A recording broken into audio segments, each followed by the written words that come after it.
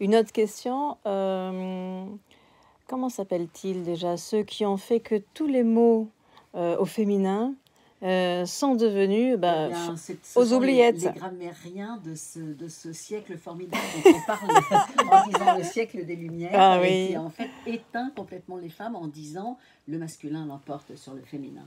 Et nombre d'entre nous ont été hyper choqués quand à 6-7 ans, on leur apprend Oui. que le masculin l'emporte sur le féminin.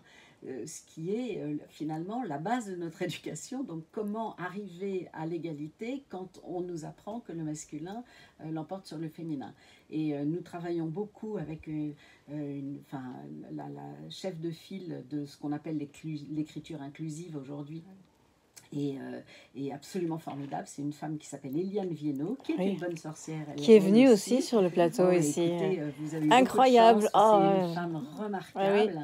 Et elle a d'ailleurs fait des ouvrages aussi. Une nouvelle tribune là dans le monde contre cette parce qu'il y a eu plusieurs propositions de loi, c'est complètement dingue. Il y a quand même d'autres choses beaucoup plus urgentes, plus difficiles à accepter pour contrer l'écriture inclusive, qui en fait tout le monde se concentre sur ce fichu point médian qui néanmoins, je le trouve, est important. Il y a des tas de magazines qui s'écrivent, Bastamag, je crois, Cosette, même maintenant sur le web, et travaillent en écriture inclusive, et personne ne leur a dit que c'était illisible. Et en fait, l'écriture inclusive comporte 3 volets. Le premier, c'est de ce qu'on appelle la doublette, je crois, c'est-à-dire dire française-français, actrice-acteur, créatrice-créateur. Mon Dieu, mais quelle perte, quelle perte de temps, etc. Oh là là. Il y a les mots épicènes, c'est-à-dire de dire le peuple français au lieu de dire française-français. Donc ça, c'est les mots épicènes qui rassemblent les femmes et les hommes. Et puis, le fameux point médian. Moi, par exemple, j'écris, quand j'écris à mes amis, je fais un mail et je dis « Bonjour mes amis, AMI.ES ».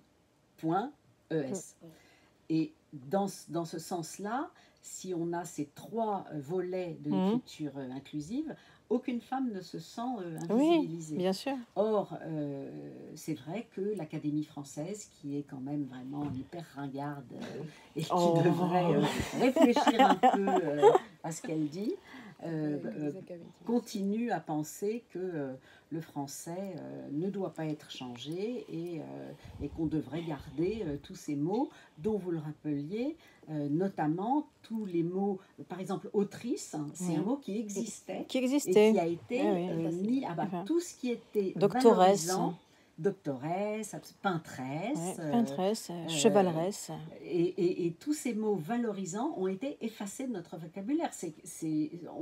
On le sait seulement maintenant, c'est quand même absolument incroyable. En revanche, tous les mots par exemple, bouchère, paysanne, tout ça c'est resté, mais tous les mots un peu de liberté, encore une fois de création, autonomie, indépendance, ont été effacés de notre vocabulaire. Les insultes aussi sont bien restées pour le coup.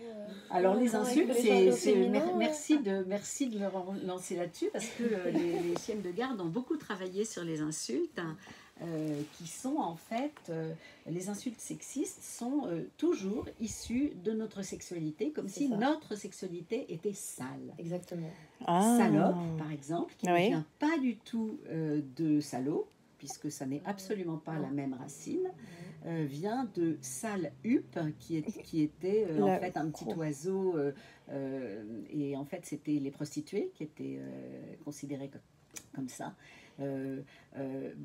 Quand on parle de conneries, c'est con, ou de connard ou de connasse, c'est notre con. Notre con, c'est le mot ancien pour dire vagin. Et tout ça, ce sont ça reste des insultes, et c'est sexiste parce que jamais on parle de... je sais pas moi, comment est-ce qu'on pourrait dire... non, on dit un peu quand même des trucs. Des trucs avec le pénis. Ah non.